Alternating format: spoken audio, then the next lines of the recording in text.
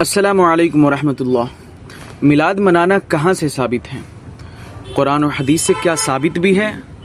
آج انشاءاللہ تبارک و تعالی اسی موضوع پر ہم آپ سے بات کریں گے اور حدیث مبارکہ سے بھی ثابت کریں گے۔ لفظ میلاد بھی حدیث پاک میں موجود ہے اور صحابہ کرام کی زندگی سے بات ثابت ہے۔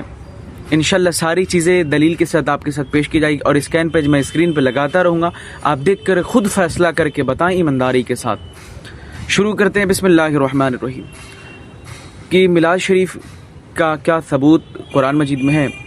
اس سے پہلے کہ آپ میلاد کیا ہے اسے سن لیں 1 منٹ کے اندر یا 30-35 سیکنڈ کے اندر، اسے آپ جان لیں کہ لفظ میلاد کیا ہے اور میلاد میں کیا کیا چیزیں شامل ہیں۔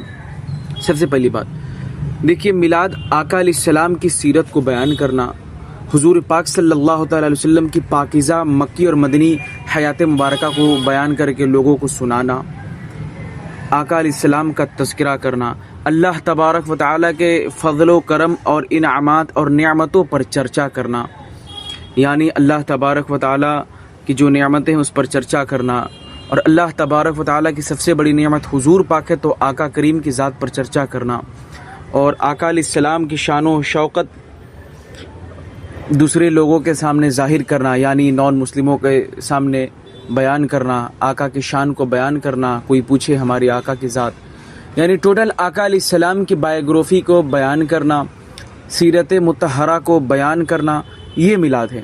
اب یہاں پر ایک پوائنٹ والی بات اور آپ سن لیجئے، اگر ان کاموں کے علاوہ میلاد کے نام پر کوئی بے حیائی پھیلائے، ڈانس کرے یا کچھ کرے تو اس کا میلاد سے یا سنیت سے کوئی تعلق نہیں ہے، اس کو سنیت کے کھاتے میں نہ ڈالا جائے، اس لیے کہ ہم نے بتا دیا کہ میلاد کیا ہے، میلاد میں کیا کیا چیزیں کی جاتی ہیں اور میلاد کہتے کس کو۔ اگر میلاد کے نام پہ کوئی برا کام کرے تو وہ شریعت سے اس کا کوئی تعلق نہیں ہے ویسے لوگوں کا، اور سنیت کے اس کو کھاتے میں نہ ڈالا جائے کہ سنی لوگ میلاد کے نام پہ یہ کرتے، ایسا نہیں۔ ہمارا کام ہے بیان کرنا، اب لوگ عمل کرے نہ کرے تو ہم مار کر تو کروا نہیں سکتے۔ اگر کوئی شخص برا کام کرتا ہے تو ہم اس برائی کو ختم کریں گے، نہ کہ اس پورے کلچر کو ختم کریں۔ اگزامپل کے طور پر آپ گیس کریں کہ آپ کے گھر میں آپ کی بہن کی شادی ہو رہی ہے، آپ کی سسٹر کی شادی ہو رہی ہے اور شادی کی تقریب لگ چکی ہے، مہمان وغیرہ بھی آ چکے ہیں، اچانک کوئی شخص آ کر آپ کی بہن کی شادی کے تقریب میں ناچ گانے کرنے لگے دھوم دھام سے اور بری حرکتیں کرنے لگے، تو آپ بتائیے اگر سارے لوگ مل کر یہ کہیں کہ آپ کے والد نے اس ناچنے والے کو بلایا ہے جو ناچ گانا کر رہا ہے اور بری حرکتیں کر کے لوگوں کو دکھا رہا ہے، جو ناگوار ہے، جو ناپسند ہے لوگوں کو، تو آپ کو تکلیف ہوگی کہ نہیں؟ کیونکہ جو چیزیں ہم سے ہے ہی نہیں، یعنی آپ کے والد نے ویسے لوگوں کو بلایا نہیں اور آپ سے وہ چیزیں ثابت ہی نہیں اور زبردستی آپ پر وہ چیزیں تھوپی جائیں تو آف کورس تکلیف ہوگی۔ اسی طریقے سے آپ کوئی بھی مثال لے لیں، مسجد میں آپ نماز پڑھنے گئے، کوئی بیہودہ شخص آ کر گانے بجانے کرنے لگے تو کیا آپ نماز نہیں پڑھیں گے، عبادت چھوڑ دیں گے اس کے لیے؟ تو نہیں نا، سب سے پہلے اس کو نکالیں گے جو بے حیائی کر رہا ہے، مسجد میں بے حیائی پھیلا رہا ہے، ناچ گانے، اس کو ہم نکالیں گے، نہ کہ ہم نماز چھوڑیں گے۔ اسی طریقے سے میلاد کے نام پر اگر کوئی خرافات کر رہا ہے تو ویسے لوگوں کو ہم اس ماحول سے نکالیں گے، ایسے لوگوں کو ختم کریں گے، نہ کہ میلاد کو ختم کریں گے۔ اور لفظ میلاد کیا ہے ہم نے بتا دیا، آقا کی سیرت بیان کرنا، یہ ساری چیزیں کے مجموعے کا نام میلاد ہے۔ آقا علیہ السلام کی مکی اور مدنی پاکیزہ زندگی کو بیان کرنا، لوگوں کے سامنے پیش کرنا، آقا کی شان و شوکت کو لوگوں کے سامنے اظہار کرنا، یہ میلاد ہے۔ ان ساری چیزوں کے مجموعے کا نام میلاد النبی صلی اللہ تعالی علیہ وسلم ہے۔ اب آئے کیا قرآن سے ثابت ہے، سورہ نمبر 93 یعنی والضحیٰ کی آخری آیت میں آپ دیکھیں گے اللہ تبارک و تعالیٰ فرماتا ہے وَأَمَّا بِنِعْمَتِ رَبِّكَ فَحَدِّثْ، اور تم اپنے رب کی نعمتوں کا چرچا کرو۔ اب آپ سے ایک سمپل کوشچن کر کے میں اپنی بات کو آگے بڑھاتا ہوں، آپ بتائیے کیا آپ کی اور ہماری یہ زندگی، یہ کھانا، یہ پینا، ہماری گفتگو، ہمارے ماں باپ، ہمارے بھائی بہن، یہ قسم قسم کی کھانے آپ ہر ٹائم جو کھا رہے، یہ سب رب کی نعمتیں ہیں نا، انکار نہیں نا، الحمدللہ وی ہیو ایکسیپٹیڈ، یہ سب رب کی نعمت ہے، آپ بھی جانتے ہیں۔ لیکن اس رب کی سب سے بڑی نعمت کیا ہے؟ آف کورس حضور پاک، اس لیے کہ اللہ تبارک و تعالیٰ نے اپنے محبوب کو ہم لوگوں کے بیچ بھیجا۔ یہ ہماری بات نہیں ہے، یہ بھی قرآن سے ثابت ہے۔ سورہ ال عمران کی آیت نمبر 164 میں دیکھیں مولا فرماتا ہے لقد من اللہ علی المؤمنین اذ بعث فیہم رسولا، بے شک اللہ تعالیٰ کے مسلمانوں پر بڑا احسان ہے کہ انہی میں سے ایک رسول بھیجا۔ تو یہ ساری چیزیں قرآن سے. اب آپ بتائیں جب مولا کرا ہے رب کی نعمتوں پر خوب چرچا کرو, تو اب بتائیے رب کی نعمتوں میں حضور پاک شامل ہے کہ نہیں؟ تو ہم آقا کی سیرت پر کیوں نہ چرچا کریں, ہم آقا کی ذات پر کیوں نہ چرچا کریں, آقا کا کیوں نہ ہم چرچا کریں, آقا کی سیرت کو کیوں نہ بیان کر رہے ہیں. اور ایک بات یہاں پر, اگر یہ ساری چیزیں آقا کی سیرت بیان کرنا, آقا کی مکی مدنی زندگی مبارکہ کو بیان کرنا, ولادت سے پہلے جو دوسری کتابوں میں یعنی انبیاء کرام کی جو صحیفے یا کتابوں میں آقا علیہ السلام کا ذکر ہے, تورات میں, بائبل میں, اس کے تعلق سے تذکرہ کرنا اور آقا علیہ السلام کی پیاری زندگی مبارکہ کو لوگوں کے سامنے پیش کرنا, اگر یہ ساری چیزیں ناجائز و حرام ہیں, شرک و بدعت ہے, تو ایک صحیح حدیث نہیں چاہیے ہمیں صرف ایک ضعیف حدیث کو لا کر ثابت کر دے یہ جو چیزیں میں بتایا ہوں یہ ناجائز و حرام, اور میلاد اسی کو کہتے ہیں, اور یہ ناجائز و حرام نہیں ہے الحمدللہ. کوئی اگر کہتا یہ ساری چیزیں شرک و بدعت ہیں, وہ صرف ایک صحیح حدیث نہیں بلکہ ضعیف حدیث لا کر ہمیں دکھا دے. اور میں ثابت کرتا ہوں کہ قرآن سے حدیث پاک سے ثابت ہے کہ نہیں. یہ قرآن مجید کی ایک آیت ہے. اب ایک اور آیت مبارکہ آپ کے سامنے کوٹ کر دوں. مولا فرماتا ہے سورہ یونس کی آیت نمبر 57 میں, کل بفضل اللہ وبرحمتہ فبذلک فلیفرحوا, اے محبوب آپ فرما دیجئے کہ لوگوں کے فضل اور رحمت پر چاہیے کہ خوشی کرے. اب دیکھیں یہاں پر میں زیادہ آگے نہیں بات کروں گا, بس آپ بتائیں, مولا خود فرما رہے کہ اے محبوب آپ فرما دیجئے کہ لوگوں کے فضل اور رحمت پر چاہیے کہ چرچا کرے. تو رب کی رحمت کیا ہے؟ آپ ذرا سوچیں رب کی رحمت کیا چیز ہے.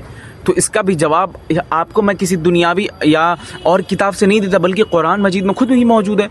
سورہ انبیاء کی آیت نمبر 107 میں رب کریم فرماتا ہے وما ارسلناک الا رحمۃ للعالمین, اے محبوب ہم نے آپ کو ساری کائنات کے لیے رحمت بنا کر بھیجا. تو اب بتائیے ساری چیزیں قرآن سے ثابت ہے نا. اب آئے حدیث پاک کی طرف. ہم نے بتایا, اور یہ لوگ آج ہم پہ جو اعتراض کیا جاتا ہے کہ صحابہ کرام نے تو یہ ساری چیزیں تو شرک و بدعت نہیں, تو مجلس بنا کر میلاد منانا کہاں ثابت ہے؟ یعنی مجلس بنا کر آقا کا ذکر کرنا یا رب کا شکر ادا کرنا کہ اللہ تبارک و تعالیٰ نے حضور کو بھیجا, احسان جتایا, ہمیں ہدایت دی, یہ ساری چیزیں مجلس بنا کر کہاں سے ثابت ہے؟ بے شک یہ ساری چیزیں مجلس بنا کر بھی ثابت. میں آپ کو بتاؤں مسند امام احمد کی حدیث نمبر 16778, یعنی مسند ابن حنبل کی حدیث نمبر 16778 پہ حدیث پاک منشن ہے کہ عربی کی پوری عبارت ہے. اگر میں بیان کروں تو ویڈیو کافی لمبی ہو جائے گا. میں اسکرین پہ لگا دے رہا ہوں, آپ خود ہی دیکھ لیں. میں عربی بھی لگا دے رہا ہوں اور ترجمہ بھی لگا دے رہا ہوں. آپ جا کر ملا سکتے ہیں, ایسا نہیں کہ میری بات, آپ جا کر خود چیک آؤٹ کر سکتے ہیں. آپ الحمدللہ سمجھدار ہیں.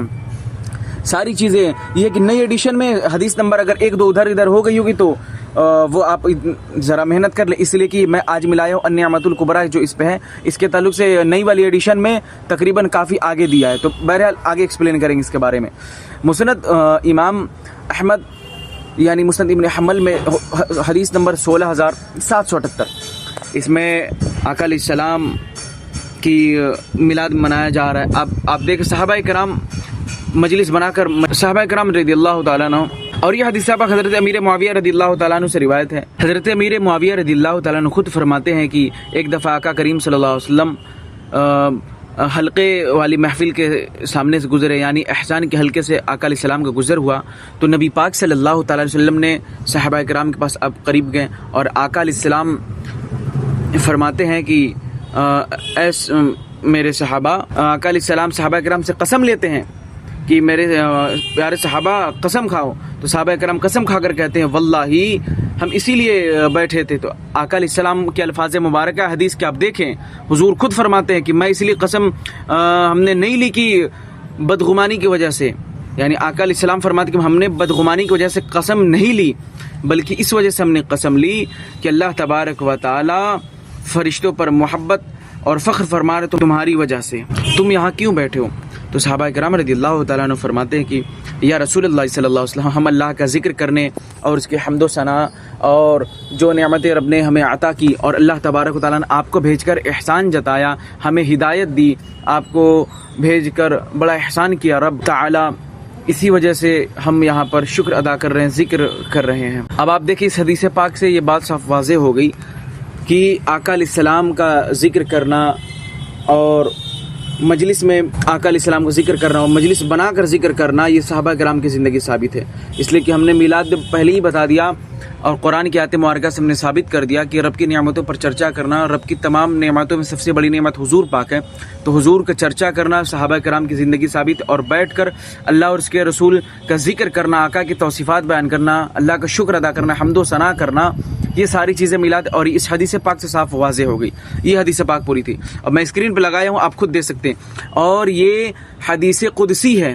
میں آپ کو بتا دوں حدیث قدسی کس کو کہتے ہیں. آپ کو معلوم ہونے چاہیے حدیث قدسی وہ حدیث ہوتی ہے جو کلام رب کا ہوتا ہے, جس کے روایت کرنے والے آقا علیہ السلام کی ذات مبارکہ ہے, یعنی فرمان مبارکہ رب کا ہے اور روایت کرنے والی ذات رسول کائنات صلی اللہ تعالی علیہ وسلم کی ہے. تو حدیث قدسی ہے, یعنی تمہاری وجہ سے اللہ تبارک و تعالیٰ فرشتوں پر فخر اور رحمت فرما رہا ہے. اور یہ حدیث پاک میں آپ کو بتاؤں, اب آپ سن لیں, یہ حدیث پاک یہ صرف ایک کتاب میں موجود نہیں ہے, یہ صرف ایک میں نہیں بلکہ اسی حدیث پاک کو صحیح مسلم میں امام مسلم رحمۃ اللہ علیہ حدیث نمبر 2701 پہ نقل کیے, اور جامع ترمذی میں 3389 یعنانی 3379 پہ نقل کیے ہیں, اور المعجم الکبیر میں بھی حدیث پاک مینشن کی, اور مسند امام احمد کی حدیث نمبر 16778 پہ. یہ حدیث کے وہ بڑی بڑی کتب ہے, یہ وہ بڑے بڑے محدثین ہیں, امام مسلم رحمۃ اللہ علیہ, امام ترمذی رحمۃ اللہ علیہ, امام احمد بن حنبل رحمۃ اللہ علیہ, المعجم الکبیر میں یہ وہ بڑے بڑے محدثین ہیں جن کی محدثیت پر لوگ ناز کرتے ہیں, بڑے بڑے فقہاء محدثین ناز کرتے ہیں, یہ وہ بڑے بڑے محدثین ہیں.